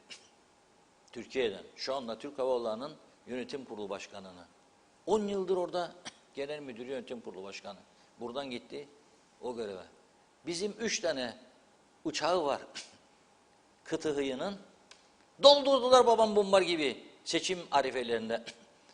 Daha çok, daha çok, daha çok. Ne görevi yapacak? Bir yerde otursun. Benim kız da hostesliği güzel becerir. Hostes olsun. Bir hafta 10 gün eğitim hostes oldu. Öteki pile satsın. Dışarıda olmasın. Biletçi oldu. Öteki Ercan Havan'la, ama Ercan nasıl olur ya, her gece çocuğum gece 12'ye kadar. Al kendini merkeze. Olsun. Maaşlar, sendika, grev. Hatırlayın, Ercan'ın önünde grev üstüne grev, grev üstüne grev. Vallahi isterik o kadar. Adam dedi kendilerine, veremem dedi, yoktur o para. O dedi, vereceksiniz. Veremem dedi, çekti gitti Türkiye'ye. Sonra ne oldu? Dedi bunlar bizimkiler, biz yönetirik. Bir partinin ilçe başkanını getirdiler. Hocam, hoca, ilkokul öğretmeni. Yani çok da iyi, çok da başarılı bir öğretmen. Ama havacılık ayrı bir sektör. Türbülanstan anlaması gerekmez. Ama ekonomik olarak kâra geçmesi lazım. Tam tersi yaptılar. Türbülansı öğrendiler. Yani uçakla devamlı türbülansta oldu. Türbülans ne demektir? Çıkar düşer uçak, çıkar düşer. O sıralarda ya sarılacaksın viski şişesine ya da açacaksın elini, dua edeceksin. Allah'ım diyeceksin, sağ selim gideyim. Bütün günahlarımı affet falan filan. Ve gidersen gideceksin. Bunları da türbülansa gire çıka bitirdiler. Şimdi unutmadık, unutmayacağız. İndirin o tabelaları ya. Nice başka bir daire olmuş, araç bilmem ne ya başka bir şey. Hala üstünde Kıbrıs Türk Hava Yolları olmayan uçak şirketinin adı hatıralarda kalacakmış. Düşman kuvvetleri batırdı bizi. Dış güçler veya Türkiye kasıtlı. Yalan ya o, biz bize. Ne gönderdiniz Zeki Ziya'yı görevden? Bu işi en iyi bilen adamıdır. Bak o günden bu yana Pegasus'un müdürüdür. Yani Pegasus özel şirket, ahmak da bu adamı orada tutuyor Kıbrıs müdürü olarak. Da siz alemin açık gözü gönderdiniz. Sigara içme yasağı koydulardı uçağa. Bunu da söyleyeyim de içimde kalmasın. Ön koltukta oturuyoruz tabii. Uçuş Londra. Bakıyorum yanımda bir arkadaş yönetim kurulu üyesi. Habire kokpite giriyor geliyor. Gelsen diyor bana. Yok ya ben uçak fobim var. Arada bir giderim gelirim pilota sorarım düşmeyik ya tamam mı? Yok da pilot. Geri gelirim koltuğa. Sen nereyden ya dedim. Dedi. Koyuyor senin pilot dedim hani yasaktı. Ya o dedi yönetim kurulu üyesiyik ya be. Tabii koyacak dedi. Kaptana dedim ya bunları sen ne yapayım dedi. Emekçiyik biz dedi. Uçağın kaptanı. Bunları yaşattılar bize. Ha sen bir partinin yetkilisisin veya seçime girdin, kaybettin. Merak etme göz kırpıyorsa. İktidara geldiğimizde seni en iyi yere koruk. Hava Yolları Yönetim Kurulu Başkanı. Yönetim Kurulu üyesi. Bin git be. Nereye gidersen git gel. Uçak arayacakmışlar. Eşleriyle birlikte. Honolulu'ya gittiler bunlar ya Amerika'ya. Nereye gittiniz? Uçak arayacakmışlar. Nereden? Yani giden sokakları gezen bir ülkede var mı satılık uçak da öyle alırlardı bu işi. Bize de lo okudular. Hepimiz de yuttuk. Hepsi bunların aslında yargılanmalı, ceza çekmeli. Ama kim yapacak bunu? Kim yapacak? Bak adam gitti öldürdü yayayı. Dediler kendine hadi öde bir miktar paracık da çık git. Ralliye de gir. Her yere gir. Ehliyetini almamışlar meğer. Ne Kıbrıs oldun ya sen Kıbrıs böyle ha? Ve umutla can ben. Umudumu kesme yurdundan diye marşlar başladı seçim varmış diye. Hadi bana birazcık umudumu yeşerdin. Hadi bakalım. Hadi umutlar. Evine bu akşam elektrik kesintisinde mum alamayacak insan vardır. Demeyin bana demeyin ha. Öyledir bazen. Demeyin bana ya onu. Aa bak meyhaneler dolu. Meyhane dolu olabilir o meyhaneye nüfusun kaçta kaçıdır giden. Ve şu anda da seçim var diye daha çok yoğunluk var. Siz götürüyorsunuz gene. Madem bu paralar var harcıyorsunuz meyhanelerde orada burada. Ve bazı çevrelere zarfta paralar veriyorsunuz. Propagandanızı yapsınlar diye. Hadi dağıtın bedava mum insanları toplayın aranıza. 400 tane aday var. Her biriniz para koyun bedava mum dağıtın. Elektriği kestin beni karanlıklara gömdün. Bari hiç olmazsa mumumu ver. Mum da yok. Hani ekmek fiyatları düşecekti duydunuz mu? 3'ün fabrikası hani bir araya gelmiş de falan filan dediler geçen gün. Düştü mü? Soruyor musun hesabını sen? Yok sormuyorsun. Sormuyorsun hesabını. Çalışma ve Sosyal Güvenlik Bakanı. Aslında onun adı çalışma. Sosyal güvenlik, sosyal güvensizlik. Senin neyine güveneceğim? Ne oldu benim birikimlerim ihtiyaç sandığında? Yıllardır çalıştım. Duruyor mu? Duracak mı? Ne kadarı duruyor? Sorgulayan? Yok. Bu kadar kaçak şirket var. Bu kadar kaçak ticaret yapan var. Hangisini kontrol altına alıyorsun? Ya adam yüklüyor gemiye. Torbalar dolusu. Perde merde getirip burada evlere asıyor. Ölçüyü aldıktan sonra gidiyor dikiyor getiriyor. Ne kaydı ne kuydu. Parayı da dolduruyor torbaya gidiyor. Yüzlerce var. Binlerce çalışan var öğrenci diye gelip her bölgede. Hele bizim bu bulunduğumuz sanayiye bir gezin bakalım. Sen bunu ortaya çıkaramaz mıydın bu kadar zaman? Veya şu an çıkaramaz mısın? Bunları yapmadan bana işçi babalığı yaptılar. Helal olsun ama ciddi sorunlar yaşanacak. Bugün bu konuda diyor ki Başbakan, işverenin itirazları da değerlendirilecek diyor. Hangi itiraz? O toplantı masasıydı değerlendirilmesi gereken yer. Ama ne yaptı senin hükümetinin bakanı? Dedi ben dedi bu tarafta sendikalarla yürüyeceğim. Çünkü 23 Ocak'ta seçim var. Sen de bıraktın açıklanmasını. Çünkü sen de 23 Ocağı düşünüyordun ekibinle beraber. Ve bunun size döneceğini zannettiniz. Olmayacak. Sendikalar diyor ki işverene tepkili. Olmaz diyor. İşveren diyor kendi işçisine ödeyecek 6.000 de azdır. Bence bulursa ödesin. Ama bulmazsa nasıl ödeyecek onu da merak ederim. Bir de Serdar Denktaş Bey'in paylaşımı vardı bugün. O da şimdi aday değil ya Serdar Bey. Daha rahat konuşuyor. Ama gücüne gitmesin bak. İyi dostumdur, gücüne gitmesin. O da çok popülizm yaptı Maliye Bakanı'yken. Olmadığını bile bile bazı paraları vereceğim dedi ve verdi. Çok popülizm yaptı. Bu siyaset Kıbrıs'ta işte bu kadar tutarsızdır, bu kadar dengesizdir.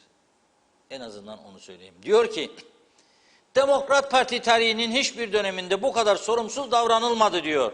Ocak ayında seçim var. Peki Şubat ayında ne olacak diyor. Maliye Bakanlığı'nı habersiz yakalayan bu müjde diyor. Sonucu gelecek yıl neler gelecek başımıza düşünen oldu mu?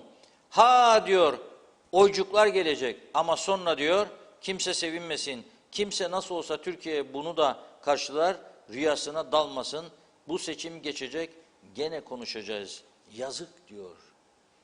Yazık, Orhan Gencebay'ın şarkısı vardı güzel, yazıklar olsun. Yazıklar olsun 45 yıldır bizi bu şekilde yönetenlerin anlayışına demek en doğrusudur zannediyorum. Buyurun Funda Hanım. Evet. Ha mumları da yaktınız maşallah. Yaktım Bana siz geçince söyleyince, söz, evet. mumları Dedik yaktınız. böyle olsun Aydınlık biraz. günler. Nedir o şarkı? Hangisi? Bir yerli şarkımız var ya meşhur.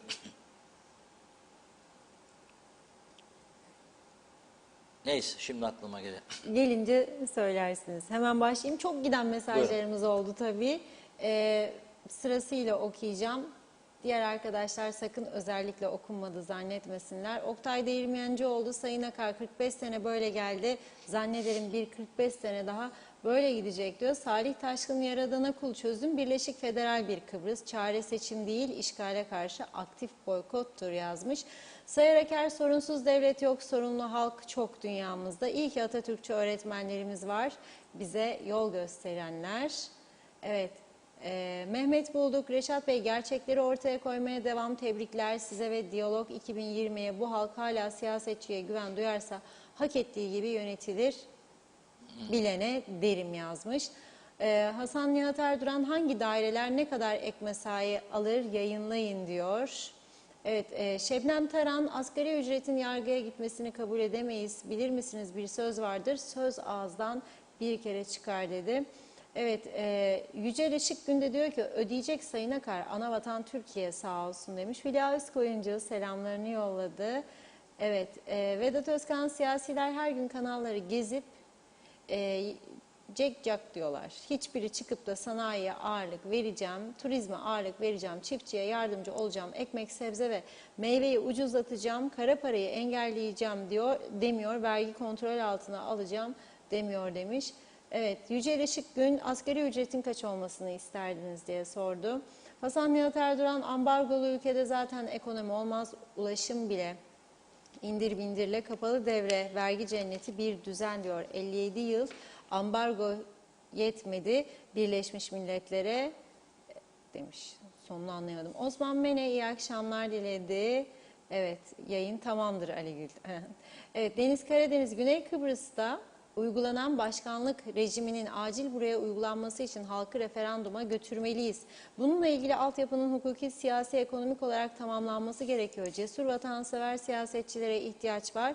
Yoksa kişisel menfaatleri yüzünden bu ülkeyi uçuruma götürüyorlar. Evet, Hatice Ulaş, Lefkoşa otobüs in bin 9 lira dedi. Ali Gül, güzelim cennet vatanımıza sahip çıkamıyoruz. Oral Beyaz, özel sektörde sendikalı olsun bakalım. Her türlü kazanımı alır mı almaz mı? Lakin patronlar müsaade etmiyor. İşçinin emeğinin değerini ödeyemiyor. Bu kesinlikle devletin suçu değildir demiş. Nejat Koray Seleker, bir mum 9 lira Reşat Bey maalesef dedi.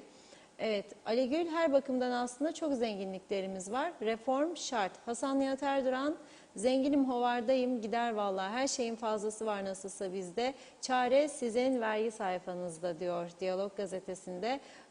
Faturalı hayata demiş. Murat Özkılıç, bir numarayız yani yazdı o da. Vedat Özkan, Türkiye'de her zaman zamlar oldu.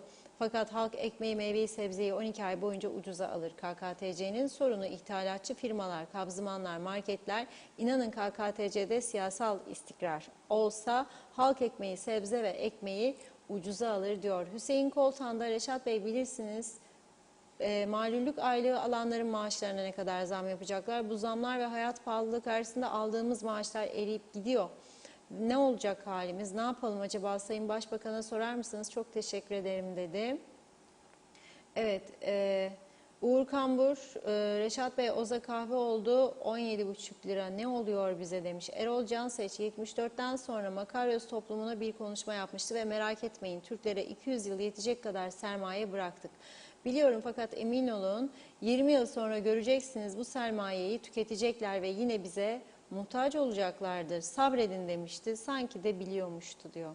Hasan Nihat Erduran 63'ün ganimetiyle ensemizden katlederek, soyarak, sömürerek zenginledi Rum diyor. 9'da 9'unu memur etti. Maraşlar sanayi bölgeleri yaptılar. 3/9'unu 74'te savaş artı olarak bıraktılar bize demiş. Altısıyla da sefa sürerler. Gerçek budur. Birleşmiş Milletler'de uyur diyor. Sayar Aker, KKTC'nin kurtuluş yolu Halk Meclisi'nden geçer demiş. Vedat Özkan, piyasa ekonomisi düzelmeden, siyasal istikrar olmadan, istihdam olmadan, üretim olmadan asgari ücreti ne kadar artırırsan arttır başarı sağlanamaz. Hükümet çaresiz kalır. Olaya lütfen ülkenin genel ekonomisi olarak bakalım. Mehmet İnancı, selam Reşat Bey, Kıbrıs Türk Hava Yolları'nı batıranlar kesin yargılanmalı ve cezalandırılmalı tümü de. Hamit Taşkent Tosun, lütfen dinleyin diyor. Size trajikomik bir haber veriyorum. Dün yazdım, tüm Avrupa ülkelerinin, buna Yunanistan, Türkiye, İsrail de dahil, General Motors elektrik jeneratörlerinin bakım servislerini yapan, Avrupa'yı aydınlatan Kıbrıslı Türk elektrik mühendisi 2 gün önce de İngiltere'den geldi diye belirtmiş. Şimdi Lefkoşa'da evinde karanlıkta mum ışığında oturuyor. Nasıl hissediyorsunuz demiş. Şevket Tacel, bu çirkin haberler ne zaman bitecek? İyi haberler istiyoruz dedi. Hacer Kılıçoğlu, yapılan zamların millete yıldırım gibi gittiğini, bu zamları da geri çekmeyeceğinizi, buna da gücünüzün yetmeyeceğini neden söylemiyorlar? Gariban işçi hakları yenmeye alışıldı demiş. İş yoksa işçi de yok diyor. Özel sektör bir hafta işleri bıraksa, öyle açız böyle açız, hiç olmazsa hak almış olacaksınız diyor. Bu kölelik düzeninde değişecek demiş. Evet, işçiler karşı gelip bu artışı az bulduk demiyorlar. Çünkü işçiler kanaatkar insanlardır demiş. Patronları eleştiriyor. Onlar açtır. %200 zam yapıldı her şeye. Zamlara karşı neden durmuyoruz dedi. Mehmet Akın, oğlum 7 yaşında, diyor ki baba bu direğin yol ortasında ne işi var, kim koymuş, bunu yapanlarda akıl yok mu diyor Emir Yunus. Bu ülkede alışmış rahatlığa, bolluğa, ne söylersen boş, herkes günü kurtarmanın peşine düşmüş, yarınları düşünen yok, eğitim, ulaştırma, sağlık, altyapı, kamu düzeni kimin umrunda? Sanki onlar özel hastanelere, özel okullara gidiyorlar. 2015 doğumlu çocuklar 10-15 yıl sonra soracaklar ebeveynlerine, sizler bize böyle mi bir ülke bıraktınız diye. Sonra da ben bu ülkede yaşayamam diyecekler. Başka ülkelerde hayat kuracaklar. Kuzey Kıbrıs, Birleşik Afrika, Hindistan, Pakistan Cumhuriyeti olacak. Bunu yazın bir yerlere. Çok uzak değil bu karanlık günler maalesef demiş. İyi yayınlar demiş. Çok teşekkür ederim. Natalya Dede de iyi yayınlar diliyor. Fatih Aztekin de, Hatice Momin de. Evet, Nilüfer Canova, güzel günler hangi dağın ardındadır demiş. Evet, o ismini hatırlayamadığım şarkı oydu. Güzel günler hangi dağın ardındadır. Handan Felek de diyor ki Reşat Bey, inşallah bir anlaşma olur da kurtuluruz. Rumlardan ölmedik. Bunlar bizi her gün zamlarla, pahalılıkla öldürüyor dedi. Ali Dereseven, Reşat Bey Tüm sorunlara %100 vakıfsınız. Dediğiniz gibi çok okumuş insanlarımız 6.000 liraya mahkumken diğer tarafta birçok kurumda tek kişi maaş ve mesai olarak yaklaşık 25-30 bin lira alıyor. Karı koca ise evet hesapları paylaştı 50 bin 60 bin lira. 13. de eklendiğinde evet 70-80 bin lira. Sendikalarda hemen hükümeti ve halkımızı zayıf karnından yani sağlık konusundan vurmak istiyor. Bizler her zaman söyledik sağlıkta ek mesainin konu olmaması gerek. Çünkü sağlıkçılarımız insan sağlığıyla uğraşıyorlar. Daha fazlasını da hak ediyorlar. Sağlık dışında tüm ek mesailerin kaldırılması gerek dedi. Kısmet İzenoğlu çeken Türk halkı çektiren siz demiş. Konu bal gibi diyor. Mehmet George karşılığı hangi aydınlık her gece karanlık dedi. Farklı isimlerden okuyacağım. Fikret İpekçioğlu 80'li yıllar geri geldi. Yazıklar olsun. Utanmadan konuşuyorlar diyor. Halil Olur. Reşat Bey iyi yayınlar. Af mı çıktı biliyor musunuz demiş. Af 2021'i kapsıyor mu? 2020'yi kapsıyormuş. Maşallah seyir sefer çözdüm evet. Tigin Kişmir 23 Ocak'tan sonra seçim sonuçlarına göre kurulacak hükümet şunu bilsin ki ekonomik olarak enkaz devraldık, altından kalkabilecek bir durum değil. Türkiye para göndermedi vesaire gibi söylemlerde bulunacak olanlar lütfen seçime katılmasınlar. Halk çare derman ister, laf ebeliği değil diyor. Nazime Nalbant mutlu akşamlar. Reşat Bey her ne söylersen çok doğru dediklerin Kıbrıs'ın bu durumları hep denetimsizlikten, haksızlıklar yüzünden bakın ne hallere getirdiler. Daha da devam ediyorlar demiş. Allah sizi nazardan korusun. Saygılarımla sizlere de çok teşekkür ediyoruz. TV 2020'ye emek verenlere sonsuz teşekkürler dedi. Hacer Kılıçoğlu zannediyor musunuz bunların derdi vatan millet? Bunların derdi kendi ceplerini doldurmak, patronlara her zaman destek olmak, işçileri kölelik düzeninde kullanmak. Bunların yaptığı her zaman bu demiş. Halk bunları görsün artık diyor. Mehmet Akın da başkanlık sistemi şart oldu artık Kuzey Kıbrıs'ta. Bu seçimler bulunmaz fırsat. Serhan Serin sizinle birlikte biz de mumlarımızı yaktık. Tetikte bekliyoruz. Hayırlı yayınlar dileriz. Necdet Mavi Gözlü işverenler her döviz yükseldiğinde gelirleri yüzlerce lira artıyor. O ayki kazancı 100 binse döviz yükselmesiyle 100 bin misal 150 bin lira olur ama işçilere ödediği maaş hiç artmıyor. Asgari ücrete de gelince işveren ödeyemeyiz diye ayağa kalkıyor. Benden bugünlük bu kadar. Yarın akşam görüşmek umuduyla dedi. Ahmet Soykara aslında asıl problem bu ülkede bu nüfusu kaldırmıyor. Elektrik santrallerimiz çekmiyor, devlet hastanelerimiz yetersiz, polisimiz yetersiz. Bu ülke küçük bir ada ülkesiydi ama burayı gereksiz binalarla, gereksiz nüfusla doldurduk. 20 farklı ülkeden insanları vatandaş yaptık, nüfus yarı yarıya az olsaydı her şey ada insanına yeterdi, artardı bile. Kişi başına düşen milli gelir de çok daha iyi olurdu dedi. Refah Kıbrıs, Türk Hava Yolları konusunda Reşat Bey'e katılmıyormuş. Bir çalışanı olarak evet Zeki Hasan Taşoy Ulusal Birlik Partisi tarafından batırıldı diyor. Türkiye Bilal eksikliği göndermiş. Çok karıştı mesajınız açıkçası. Bakıyorum okuyamadım. Bir düzenleyeyim tekrar aktarmaya çalışacağım. Mustafa Deveci, Başpınar Un Fabrikası'nda un satış fiyatları dünden itibaren düşmüştür dedi.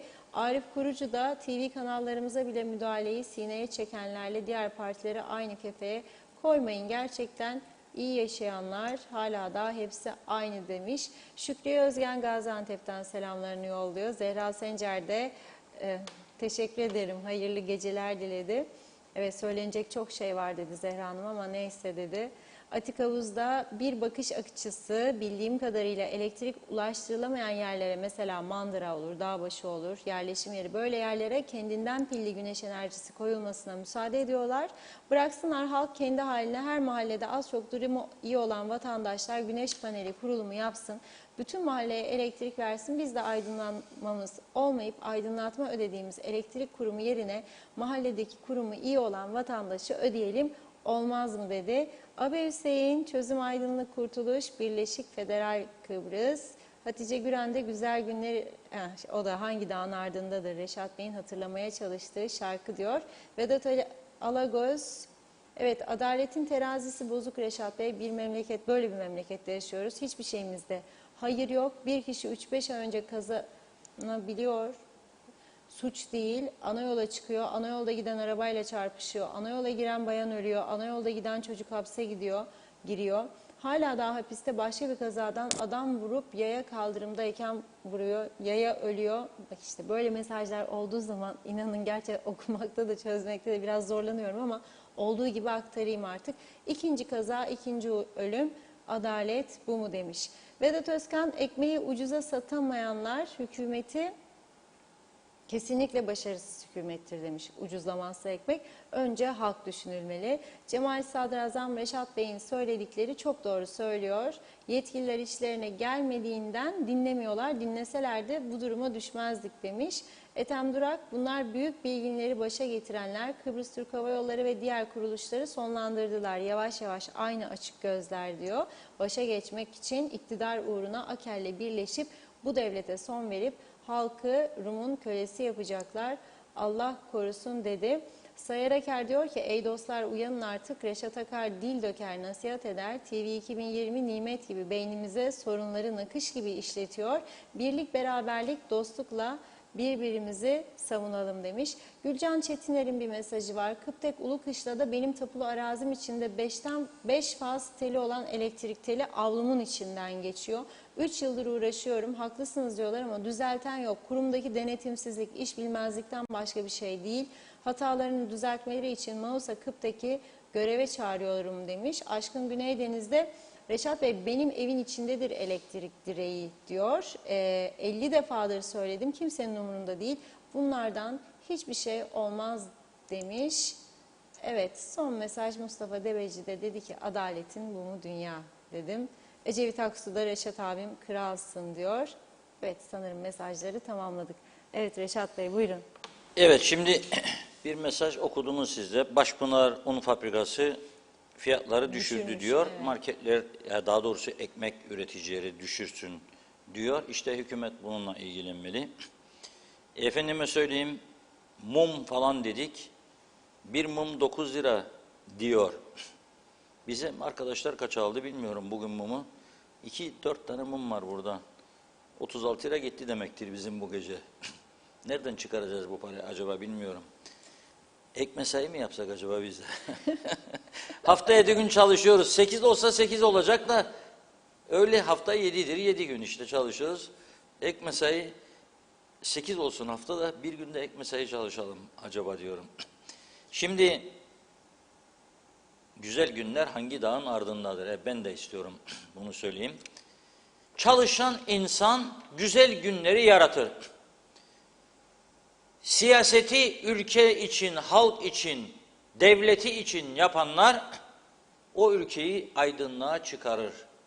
Her türlü zorluk karşısında ayakta durmayı başarır ve güzel günlere gider.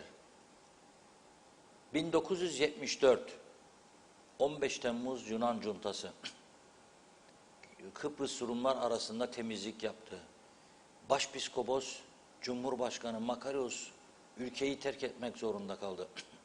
Çok insan öldürüldü. Sonra namlular kuzeye döndü. Kıbrıs'ı Türkleri yok etme planı 20 Temmuz'da bertaraf edildi. Büyük acı çektiler. 200 bin insanları güneye itti. Evsiz, barksız, çadırlarda, çok zor şartlarda yaşadılar. Sofralarında kullanacakları bir tane limonları yoktu. Kıbrıs Türk tarafından kaçakçılığa hiç fırsat vermezken limon gitmesine göz yumdular yıllarca. Beyarmudu Pile üzerinden. Sonra bizden fazla narenciye ağacı ektiler, yetiştirdiler. Bizden fazla üretim yapıyorlar. Bizim 2 katımız ihracat yapıyorlar. Haspolat'ta kaldı sanayi fabrikaları, tesislerinin ezici bir çoğunluğu. Daha büyüklerini, daha iyilerini yaptılar. Otellerin büyük bir çoğunluğu kuzeyde kaldı. Daha iyilerini, daha büyüklerini yaptılar. Bir proje açıkladılar dün. Larnaka'da yeni bir marina otel kompleksi için 1 milyar 200 milyon euroluk yatırım daha çektiler. 1 milyar 200 milyon euroluk daha yatırım çektiler. Ritz Carlton vardır. Bilmeyenler bilenlerden öğrensin. Dünyanın en önemli otel zincirleri. Limassol'da rezidans yaptılar. Baktım paylaşım yapıyorlar, tanıtım. Fiyat vermek için denedim. Kaça satıyorlar? 1 yatak odalı, 2 yatak odalı, 3 yatak odalı daireler yaptılar denizin üzerinde. Bizde böyle bir şey yapılsaydı, vay da gitti denizler, mahvolduk memleketimizi, yuttular, yediler. Bu sol tarafın sahte propaganda meselesiydi yıllarca. Sağda adam daha temeli çıkmaya başlamadan yol allardı adamları, yoldular. Hala daha aynı mentalite gider. Onlar da giderler beraber temel dökerler. Bitişinde kurdeleyi beraber keserler. Ülkeye para geldi, yatırım geldi. Şimdi düşünün kaç yüz tane yabancı zengin gelecek. Zengin gelmesi, oralardan daire alması, belediyesine, elektrik kurumuna, çarşısına, pazarına, otomobilcisine her şey büyük katkı. Ve refah düzeylerini yükseliyorlar. Biz burada bunları da görmedik. Geçen sene pandemi vardı. Turizme kötü gittiler. Bu sene şu an itibariyle 1.900.000'e yaklaştılar ilk 11 ay. Bugün 60 tane uçak var. Larnaca ve Bafa. 47 uçak Larnaca, 13 uçak Bafa. Yolculara daha hızlı hizmet, daha fazla yardım. Herkes şey üzerinde, ateş üzerinde, yarış halinde. Hoş geldiniz, welcome to Cyprus. Yıldırım hızıyla işlemler yapılıp gideceği yere gönderiliyor. Bir başka kompleks var. Aralıkta açılacaktı bu sene. 2022'nin ilk yarısına kaldı pandemiden dolayı inşaat. Adanın ilk 7 yıldızlı otel kazino kompleksi. Ve yanında villalar ve yanında apartman daireleri. Denizin içinde. Korkunç bir proje. Ne kadar biliyor musunuz? Maliyeti. 600 milyon euro. Artmadıysa. 600 milyon euro para akıdı. Ve bu şekilde halkın refahını ve mutluluk düzeyini yükseliyorlar. Biz de istemeyik, yapmayın. Ne faydası var? Vurun, engelleyin. Yazıklar olsun. İşte onun için kendim ettim, kendim buldum. Şimdi bunu hep yıllarca eleştirenler, yarın gidip o komplekslerde çalışmak isteyecekler. 400 kişi diyor, hangi yere müracaat etti soruyor. Gazete, Rum gazetesi, Sekin Genel Sekreterine. O da diyor ki, otel ve lokantalara diyor. Otellerde, lokantalarda gittiğimizde kendi insanımızı garsonluk yaparken göreceğiz. Rum servislerde, barlarda. O zaman ne diyecek? Vay be, bu yabancılar Kıbrıs'ı işgal etti be. Ağzına yumruğu vuracaklar senin o zaman. Biz yaptık, biz ettik. Bu dar siyaset anlayışı, bu kör olmuş gözler, dünyayı göremez olanlar. Sizin yüzünüzden işte karanlıkta kardeşim, karanlık, her yer karanlık, işte onun için her yer karanlık. Bizim elektrikler de gitmesin ha şimdi. Korkuyorum. Öyle bir belirti görüyorum. Saatte geldi sanki. Aman gitmesin ha. Gidiyor galiba. Başlıyorum duayı okumaya, gitmesin. Siz de okuyun benimle beraber. Açın elinizi. Açtım. Allah'ım bizi karanlıklara terk etme. Amin. Allah'ım bizi aydınlık günlerden uzak tutma. Amin. Öyleyse aydınlansın ama aydınlanmıyor. Doğayla olacak gibi değil demek ki bu işte ya.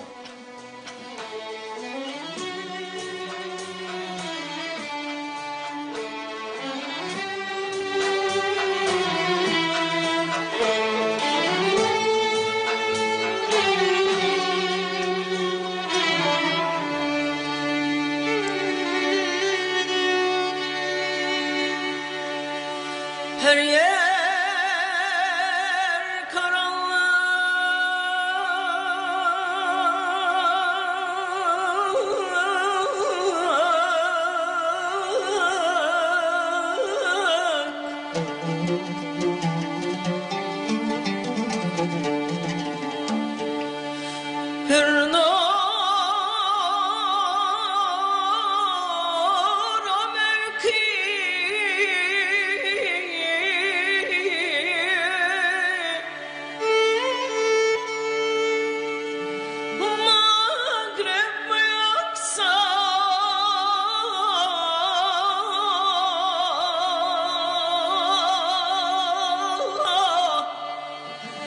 makber bir yara.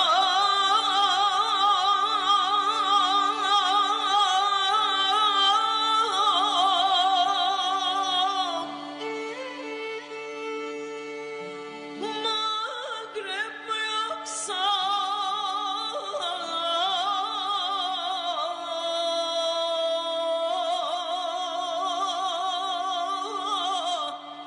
makber bir yara.